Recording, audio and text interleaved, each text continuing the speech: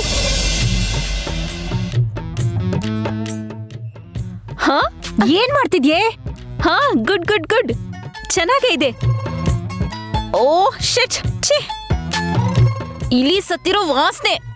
ದುರ್ದು aunty, ನೀವು ನಿಮ್ ಮಗಳು ಸ್ನಾನನೇ ಮಾಡಲ್ವಾ ಏನೋ? ಬೆಡ್ಶೀಟ್ ಅಂತೂ ಇಷ್ಟು ಗಬ್ಬು ವಾಸನೆ ಹೊಡಿತಾ ಇದೆಯಲ್ಲ. ಏಯ್, ಹೀಗೆ ಆಡ್ತಾ ಇದ್ರೆ 4 ಬಾರಿಸ್ತೀನಿ. ನನ್ ರೂಮಿಗೆ ಬಂದು ಇದನ್ನೆಲ್ಲ ಯಾಕೆ ಚೆಕ್ ಮಾಡ್ತಿದ್ಯಾ?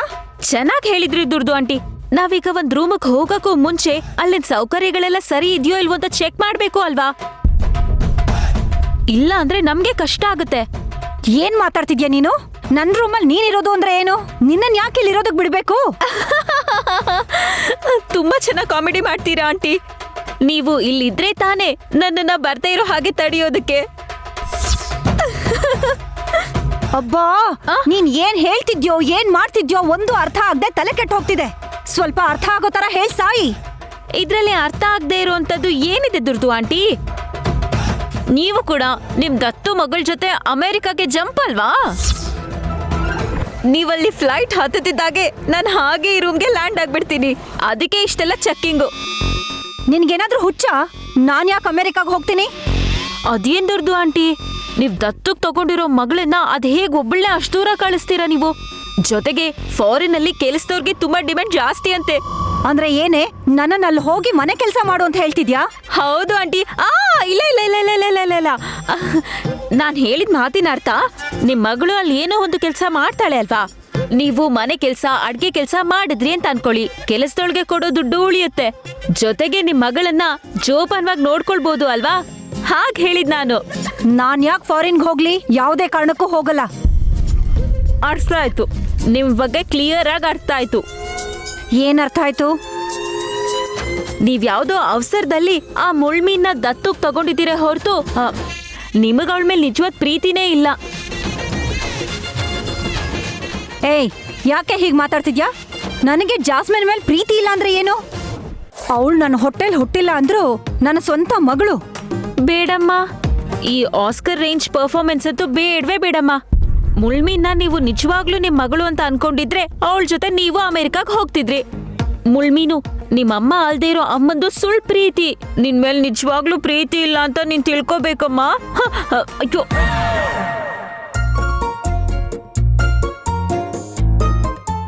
ಈ ಹಾಸಿನಿ ಮಾತನ್ನ ಜೆಸ್ಸಿ ನಂಬಿದ್ರೆ ಕಷ್ಟ. ಜೆಸ್ಸಿ, ನೀನ್ ಅಮೇರಿಕಾಲಿ ಒಬ್ಳೆ ಹೇಗಿರ್ತೀಯೋ ಏನೋ ಅಂತ ತುಂಬಾ ಭಯ ಆಗ್ತಿದೆ. ಅದಕ್ಕಿಂತ ಜಾಸ್ತಿ ಸಂಕಟ ಆಗ್ತಿದೆ. ನಾನು ಹೋದ್ರೆ ತಾನೆ ನಿನಗೆ ಸಂಕಟ ಆಗೋದು? ಅಮೇರಿಕಾಗೆ ಹೋಗದೆ ಹೇಗೆ ತಪ್ಪಿಸ್ಕೋತೀನಿ ಅಂತ ನಾಳೆ ನಿನಗೆ ಗೊತ್ತಾಗುತ್ತೆ. ಇವಳೇನು ನಾನು ಹೇಳೋ ಮಾತಿಗೆ ನಗ್ತಿದ್ದಾಳಲ್ಲ? ಅಪ್ಪಿ ತಪ್ಪಿ ಆ ಹಾಸಿನಿ ಹೇಳಿದ ಮಾತನ್ನ ನಂಬಿಟ್ಲಾ ಹೇಗೆ?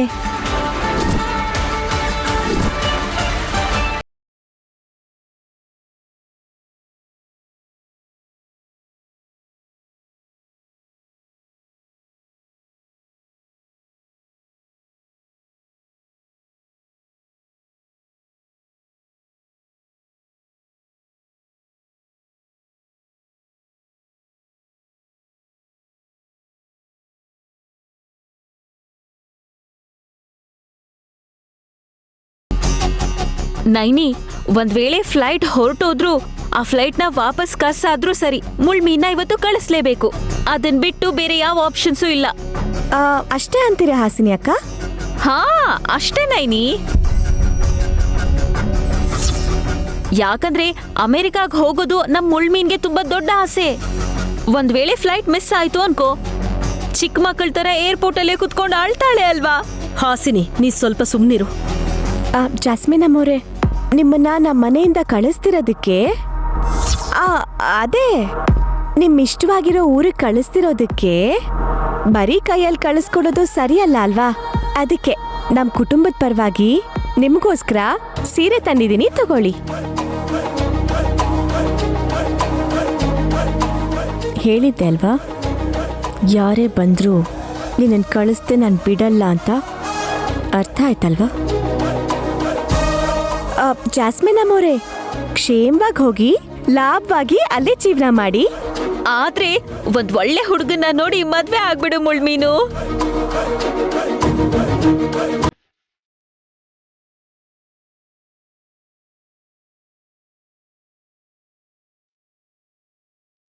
ಈಗ ನಡೀರಿ ಅಮ್ಮೋರೆ.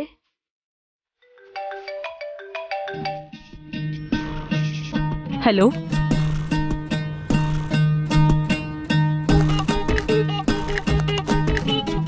ಹಾ ರೆಡಿ ಆಗಿದ್ದೀನಿ. ಈಗಲೇ ಹೊರಡ್ತೀನಿ. ಹಾಫ್ ಅನ್ ಅವರಲ್ಲಿ ಏರ್ಪೋರ್ಟಲ್ಲಿ ಇರ್ತೀನಿ.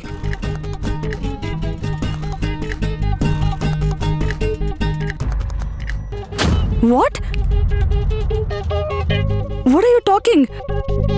ನಿಮಗೇನಾದ್ರೂ ತಲೆಗಿಲೆ ಕೆಟ್ಟಿದ್ಯಾ? ಇವಾಗ್ಲೇ ವಿಷಯ ತಿಳಿಸೋದು. ವಾರದ ಹಿಂದೆ ಟಿಕೆಟ್ ಬುಕ್ ಮಾಡಿದ್ದೀನಿ. ಆಲ್ರೆಡಿ ಹೊರಟಿದ್ದೀನಿ. ಲಾಸ್ಟ್ ಮಿನಿಟಲ್ಲಿ ಹೇಳಿದ್ರೆ ನಾನೇನ್ ಮಾಡೋಕ್ಕಾಗುತ್ತೆ?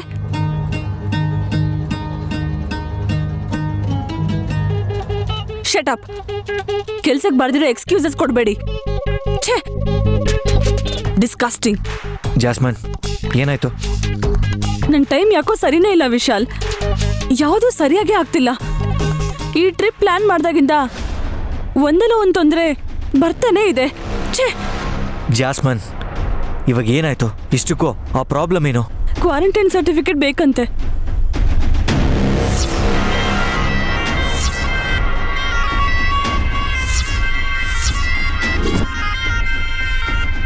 ಫ್ಲೈಟ್ ಹತ್ಬೇಕಂದ್ರೆ ನಾನು 14 ಡೇಸ್ ಕ್ವಾರಂಟೈನಲ್ಲಿರೋ ಸರ್ಟಿಫಿಕೇಟ್ನ ಕಂಪಲ್ಸರಿ ಕೊಡ್ಲೇಬೇಕಂತೆ.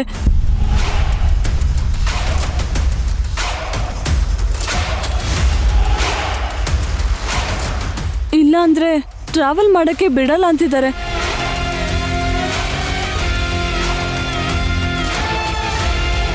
ಅಟ್ಲೀಸ್ಟ್ ನಿನ್ನೆ ಹೇಳಿದಿದ್ರು ಏನಾದ್ರೂ ಮಾಡಿ ಮ್ಯಾನೇಜ್ ಮಾಡ್ಬೋದಿತ್ತು. ಲಾಸ್ಟ್ ಮಿನಿಟಲ್ಲಿ ಹೇಳಿದ್ರೆ ಬೇಜಾರು ಮಾಡ್ಕೊಳ್ಳೋದು ಬಿಟ್ಟು ಇನ್ನೇನು ಮಾಡೋಕ್ಕಾಗತ್ತೆ ಹೇಳು? ಜಾಸ್ಮಿನ್, ಅಂದ್ಕೊಳ್ಳದೆ ಆಗೋದನ್ನ ಅನಿರೀಕ್ಷಿತ ಅಂತಾರೆ. ಅದನ್ನ ಎದುರಿಸೋದು ಹೇಗೆ ಅಂತ ಯೋಚನೆ ಮಾಡೋದು ಬಿಟ್ಟು ಬೇಜಾರು ಮಾಡ್ಕೊಂಡ್ರೆ ಹೇಗೆ ಹೇಳು? ಬೇಜಾರು ಮಾಡ್ಕೊಳ್ದೆ ಹೇಗಿರೋಕ್ಕಾಗತ್ತೆ ಆಂಟಿ? ಅಮೆರಿಕದಲ್ಲಿ ಸೆಟ್ಲ್ ಆಗೋದು ನನ್ನ ಡ್ರೀಮ್. ಕೈಗೆ ಬಂದಿತ್ತು, ಬಾಯಿಗೆ ಬಂದಿಲ್ಲ ಅಂದ್ರೆ ಎಷ್ಟು ಬೇಜಾರಾಗುತ್ತೆ ಅಂತ ನೀವೇ ಯೋಚನೆ ಮಾಡಿ.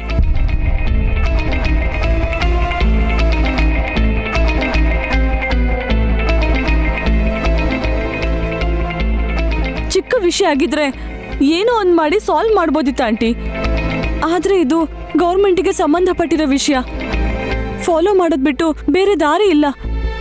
ಅಂದ್ರೆ ಏನ್ ಜೆಸ್ಸಿ, ಅಮೆರಿಕಾಗ ಹೋಗೋದು ಕ್ಯಾನ್ಸಲ್ ಆದ ಹಾಗೇನಾ? ಆಂಟಿ, ನಾನು ಮೊದಲೇ ಬೇಜಾರಲ್ಲಿದ್ದೀನಿ.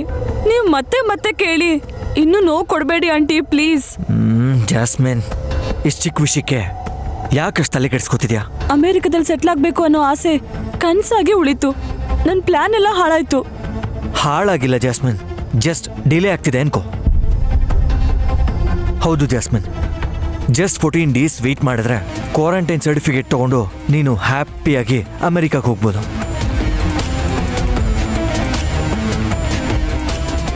ಸೊ ತಲೆ ಕೆಡಿಸ್ಕೊಳ್ದೆ ಆರಾಮಾಗಿರು.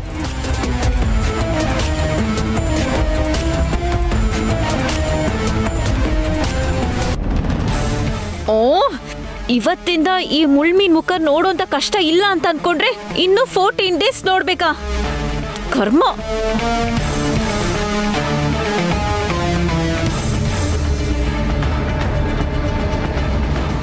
ಏನು ಹೇಳೇ ಬಿಟ್ನಾ?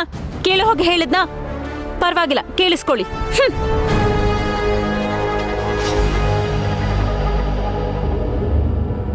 ಜಾಸ್ಮಿನ್, ಕೆಲವೊಂದು ಅನ್ಕೊಂಡ ಹಾಗೆ ಆಗೋದು ಅಷ್ಟು ಸುಲಭ ಅಲ್ಲ. ನಾವೇನೇ ಮಾಡಿದ್ರು, ಎಷ್ಟೇ ಪ್ರಯತ್ನ ಪಟ್ರು, ಕೊನೆಗೆ ಅದನ್ನ ತಡೆಯೋರು ಯಾವುದೋ ಒಂದು ರೂಪದಲ್ಲಿ ಬರ್ತಾನೇ ಇರ್ತಾರೆ.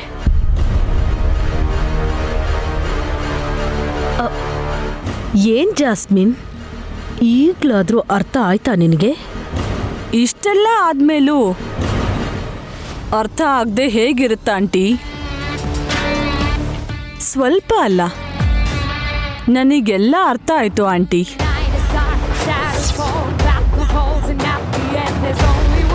ಬೇಜಾರ್ ಮಾಡ್ಕೋಬೇಡ ಜಸ್ಸಿ. 14 ಡೇಸ್ ಕ್ವಾರಂಟೈನ್ ಆದ್ಮೇಲೆ ಹೋಗ್ಬೋದಲ್ಲ, ಯಾಕೆ ಟೆನ್ಷನ್ನು? ನೈನಿ, ಫ್ಲೈಟಿಗೆ ಟೈಮ್ ಆಗ್ತಿದೆ ಅನ್ನೋ ಟೆನ್ಷನಲ್ಲಿ ಸರಿಯಾಗಿ ಟಿಫನ್ ಮಾಡಲಿಲ್ಲ. ಹೊಟ್ಟೆ ಪೂರ್ತಿ ಟಿಫನ್ ಮಾಡ್ಬೇಕನ್ನಿಸ್ತಿದೆ. ನಿನ್ ಕೈಯಾರೆ ಬಡಿಸ್ತೀಯಾ? ಏನು ನನ್ನ ಮಗಳು ಹಸುವು ಅಂತ ಹೇಳ್ತಾ ಇದ್ರೆ ನೋಡ್ತಾ ನಿಂತಿದ್ಯಲ್ಲ, ಹೋಗೇನಾದ್ರೂ ಕೊಡು.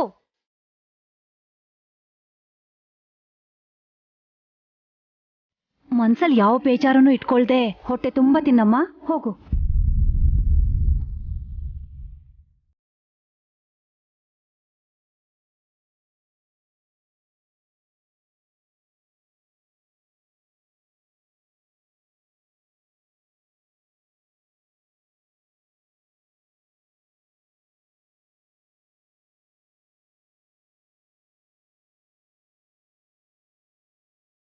ಶಾಕಿಗೆ ಶೇಕ್ ಆಗಿರೋ ಹಾಗಿದೆ. ಬಾಯಿಂದ ಮಾತು ಕೂಡ ಹೊರಡ್ತಾ ಇಲ್ಲ. ಪರಶುರಾಮ್ನ ಕಳಿಸ್ದಷ್ಟು ಈಸಿ ಅನ್ಕೊಂಡ್ಯಾ ಈ ಜಾಸ್ಮಿನ್ನ ಮನೆಯಿಂದ ಆಚೆ ಹಾಕೋದು ಅಂದ್ರೆ? ಹೇಳಿದ್ನಲ್ಲ, ನಿನ್ ಕೈಯಲ್ಲಿ ಸಾಧ್ಯ ಇಲ್ಲ ಅಂತ. ಅರ್ಥ ಆಯ್ತಾ? ಕ್ರಿಮಿನಲ್ ಲಾಯರ್ ಮಗಳಿಗೆ ಕ್ರಿಮಿನಲ್ ಬುದ್ಧಿ ಹೇಗಿರುತ್ತಂತ ಅರ್ಥ ಆಯ್ತಾ? ನನಗೆ ಅರ್ಥ ಆಯ್ತೋ ಇಲ್ವೋ ಅನ್ನೋ ವಿಷಯನ ಪಕ್ಕಕ್ಕಿಟ್ಟು ನೀನು ಅರ್ಥ ಮಾಡ್ಕೋಬೇಕಾಗಿರೋ ವಿಷಯ ಒಂದು ಹೇಳ್ತೀನಿ ಕೇಳು. ನಿನಗೆ 2 ನಿಮಿಷ ಸಮಯ ಕೊಡ್ತೀನಿ, 2 ಅವಕಾಶ ಕೂಡ ಕೊಡ್ತೀನಿ. ನಿನ್ನಷ್ಟಕ್ಕೆ ನೀನೇ ಹೋದೆ ಅನ್ಕೋ, ವಿಶಾಲ್ ಯಜಮಾನ್ರ ದೃಷ್ಟಿಲಿ ನೀನು ಯಾವಾಗಲೂ ಒಳ್ಳೆಯವಳಾಗೆ ಉಳ್ಕೋತೀಯ. ಇಲ್ಲ ಅನ್ಕೋ, ನಾನೇ ನಿನ್ನ ನಿಜ ಸ್ವರೂಪನ ಹೊರಗೆ ತೆಗೆದು ಆಚೆ ಹಾಕ್ತೀನಿ. ಆಗ ನಿನ್ನ ಮುಖ ನೋಡೋಕ್ಕೂ ಯಜಮಾನ್ರು ಅಸಹ್ಯ ಪಟ್ಕೋತಾರೆ. ಪಾಪ, ನಿನ್ನ ನೋಡ್ತಿದ್ರೆ ಬೇಜಾರಾಗ್ತಿದೆ ನೈನಿ. ಶಾಕಲ್ಲಿ ನಿನಗೆ ತಲೆ ಓಡ್ತಿಲ್ಲ ಅನ್ಸುತ್ತೆ, ಅದಕ್ಕೆ ಏನೇನೋ ಮಾತಾಡ್ತಿದ್ಯಾ. ನಿಜವಾದ ವಿಷಯ ಹೇಳಿದ್ರೆ ಶಾಕಲ್ಲಿ ನಿನ್ ತಲೆ ತಿರುಗಿ ಹೋಗುತ್ತೆ. ಅಯ್ಯೋ ದೇವ್ರೆ, ನಿಜ ಹೇಳ್ತಿದ್ಯಾ? ಏನೋ ಅಂತ ಶಾಕಿಂಗ್ ವಿಷಯ ಅಲ್ಲ, ವಿಷಯಗಳು. ಮೊದಲನೇದು, ಅವತ್ತು ನೀನ್ ಕೆಳಗ್ ಬಿದ್ದಾಗ ಯಜಮಾನ್ರು ನಿನ್ನ ಮಂಚದ ಮೇಲೆ ಮಲಗಿಸಿ ತಲೆ ಸವರ್ಬೇಕಾದ್ರೆ ಯಾರೋ ವಿಡಿಯೋ ತಗೊಂಡ್ರು. ಹಾ, ಅದಕ್ಕೆ ಆ ಗಲಾಟೆ ಅಲ್ಲೇ ಮುಗೀತಲ್ಲ? ಇಲ್ಲ, ನಿಜವಾದ ಗಲಾಟೆ ಈಗ ಶುರುವಾಗೋದ್ರಲ್ಲಿದೆ. ಆ ವಿಡಿಯೋನ ಕೋಣೆ ಒಳಗಿಂದಾಗ್ಲಿ ಕೋಣೆ ಹೊರಗಿಂದಾಗ್ಲಿ ತೆಗ್ದಿರ್ಬೇಕು. ನಿನಗೆ ಗೊತ್ತಿಲ್ದೆ, ನಿನ್ ಕೈವಾಡನೇ ಇಲ್ದೆ ಆ ವಿಡಿಯೋ ತೆಗಿಯೋ ಅವಕಾಶನೇ ಇಲ್ಲ. ಹುಚ್ಚು ನೈನಿ, ನನಗೇನೂ ಗೊತ್ತಿಲ್ಲ ಅಂತ ಎಲ್ರಿಗೂ ಹೇಳಿ ತಪ್ಪಿಸ್ಕೋತೀನಿ. ಹಾ, ಇದು ನನಗೆ ಟೆನ್ಷನ್ ಕೊಡೋ ವಿಷಯನಾ? ಸೋ ಸಿಲಿ. ಅದೇ ಮೊದ್ಲು ಕೇಳಿಸ್ಕೊ. ವಿಷಯ ಕೇಳಕ್ ಮುಂಚೆನೆ ಆತರ ಪಟ್ರೆ ಹೇಗೆ? ನಿನಗೆ ಗೊತ್ತಿಲ್ದೆ, ನಿನ್ ಕೈವಾಡನೇ ಇಲ್ದೆ ಯಜಮಾನ್ರು ನಿನ್ನ ಎತ್ಕೊಂಡು ಹೋಗಿ ಮಂಚದ ಮೇಲೆ ಮಲಗಿಸ್ತಾರೆ ಅಂತ ಆ ವಿಡಿಯೋ ತೆಗಿಯೋರಿಗೆ ಹೇಗೆ ಗೊತ್ತಾಗ್ಬೇಕು? ಸರಿಯಾಗಿ ಅದೇ ಸಮಯಕ್ಕೆ ವಿಡಿಯೋ ತೆಗಿಯೋರು ಅಲ್ಲಿಗೆ ಹೇಗ್ ಬಂದ್ರು ಅಂತ ಯಜಮಾನ್ರು ಕೇಳಿದ್ರು ಅನ್ಕೋ, ಏನು ಉತ್ತರ ಕೊಡ್ತೀಯಾ? ಇಷ್ಟಕ್ಕೆ ಗಾಬರಿ ಆದ್ರೆ ಹೇಗೆ? ಇನ್ನು ತುಂಬಾ ಇದೆ.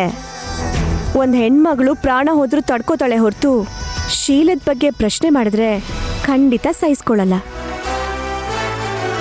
ಆದ್ರೂ ಅಷ್ಟು ಜನದ ಮುಂದೆ ಅವತ್ ನಿನ್ ಮೇಲೆ ಆರೋಪ ಬಂದಾಗ ನೀನ್ ಬಾಯಿ ಮುಚ್ಕೊಂಡಿದ್ಯೇ ಹೊರತು, ಇಲ್ಲ ಆ ವಿಡಿಯೋ ಸುಳ್ಳು, ನಾನ್ ಬಿದ್ದಿದ್ದಕ್ಕೆ ವಿಶಾಲ್ ಅವರು ನನ್ನ ಎತ್ಕೊಂಡು ಹೋಗಿ ಮಂಚದ ಮೇಲೆ ಮಲಗಿಸಿದ್ರು, ಯಾರೋ ಬೇಕು ಅಂತ ವಿಡಿಯೋ ತಗೊಂಡು ಅದನ್ನ ತಪ್ಪಾಗಿ ತೋರಿಸ್ತಿದ್ದಾರೆ ಅಂತ ನಿನ್ ಬಾಯಿ ಬಿಟ್ಟು ಜೋರಾಗಿ ಹೇಳಿ ಎಲ್ಲರ ಬಾಯಿನೂ ಮುಚ್ಚಿಸ್ಬೇಕಿತ್ತು.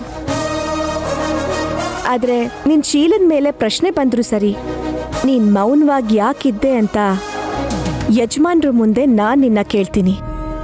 ಆಗ ನೀನ್ ಏನಂತ ಉತ್ತರ ಕೊಡ್ತೀಯ?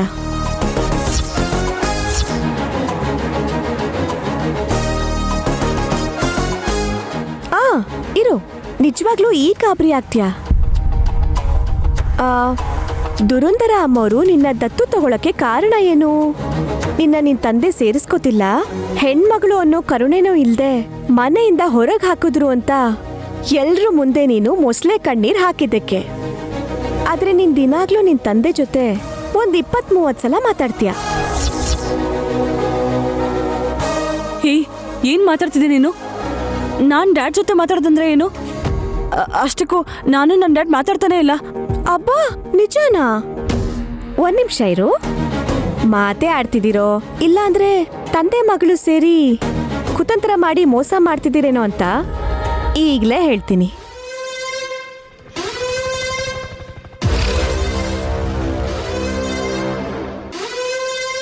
ಒಂದ್ಸಲ ನೋಡು, ನಿನ್ ಫೋನ್ ಬಿಲ್ಲೆ ಅಲ್ವಾ? ಸರಿಯಾಗಿ ನೋಡು, ಇದು ನಿನ್ ತಂದೆ ನಂಬರೇ ಅಲ್ವಾ? ಇನ್ನೂ ಸರಿಯಾಗಿ ನೋಡು, ನಿನ್ ತಂದೆಗೆ ಇಲ್ಲಿವರೆಗೂ ಎಷ್ಟು ಸಲ ಫೋನ್ ಮಾಡಿದ್ಯಾ ಅಂತ. ಹಾ, ಈಗ ಹೇಳು, ನಿನ್ ತಂದೆ ನಿನ್ ಜೊತೆ ಮಾತೇ ಆಡ್ತಿಲ್ವಾ? ವಿಶಾಲ್ ಯಜಮಾನ್ರೆ, ನೈನಿ ಯಜಮಾನ್ರೆ, ನೈನಿ ನಿಂತ್ಕೋ. ತಿಲೋತ್ತಮ ಮೋರೆ, ದುರಂತರ ಮೋರೆ, ಎಲ್ರೂ ಬನ್ನಿ. ನೈನಿ ಸುಮ್ಮನೆ ಇರು, ಕೂಗ್ಬೇಡ. ಅಯ್ಯೋ ಬಿಡಿ ಅಮ್ಮೋರೆ, ಎಲ್ರೂ ನೋಡಿ ನಿಮ್ ತಂದೆ ಮಧ್ಯೆ ಮಾತ್ ನಡೀತಿದ್ಯಾ ಇಲ್ವಾ ಅಂತ ತಿಳ್ಕೊಂಡ್ರೆ ಒಳ್ಳೇದಲ್ವಾ? ಯಜಮಾನ್ರೆ, please. Tilottama More, please Naini. ದುರಂತರ ಅಮ್ಮೋರೆ. ಏನ್ ವಿಷಯ ನಾನಿ? ಜಾಸ್ಮಿನ್ ಅಮ್ಮೋರು ನಿಮ್ಗೇನು ತೋರಿಸ್ಬೇಕಂತೆ. ಇಲ್ಲ ಮುಖ್ಯವಾದ ವಿಷಯನ ಎಲ್ರಿಗೂ ತೋರಿಸ್ಬೇಕಂತೆ.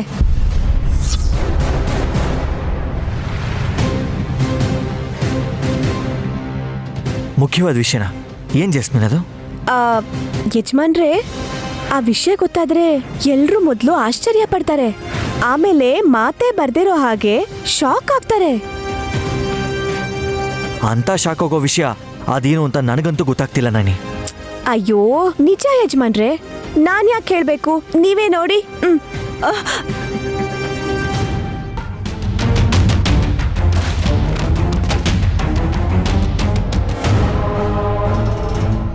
ಜಾಸ್ಮಿನ್, ಯಾಕೆ ಕಿತ್ಕೊಂಡೆ? ನೋಡಕ್ ಬಿಡು. ಇಷ್ಟಕ್ಕೂ ಏನದು? Quarantine certificate. ವಾಟ್? ಕ್ವಾರಂಟೈನ್ ಸರ್ಟಿಫಿಕೇಟಾ? ಹೇಗೆ ಸಿಕ್ತು? ನಾನೇ ತರಿಸ್ದೆ. ಯಾವ ಊರಿಂದ? ಈ ಊರಿಂದಾನೆ.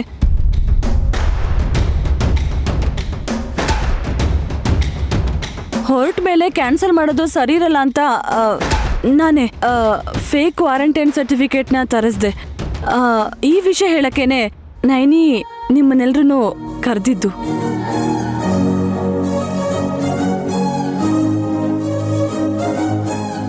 ನೀನು ಅಮೆರಿಕ ಹೋಗ್ತೀಯೋ ಇಲ್ವೋ ಗೊತ್ತಿಲ್ಲ, ಆದ್ರೆ ನಮ್ಮನ್ನ ಆಟ ಆಡಿಸ್ತಾ ಇದೀಯಾ. ಒಂದ್ಸಲ ಹೋಗ್ತೀನಿ ಅಂತೀಯಾ, ಒಂದ್ಸಲ ಹೋಗಲ್ಲ ಅಂತೀಯಾ. ಅಲ್ಲ, ಯಾಕೆ ಈ ತರ ಮಾಡ್ತಿದ್ಯಾ? ನಾನ್ ತಮಾಷೆ ಮಾಡ್ತಿಲ್ಲ ಅಂಕಲ್, ಸೀರಿಯಸ್ ಆಗಿ ಹೋಗ್ತಾ ಇದ್ದೀನಿ.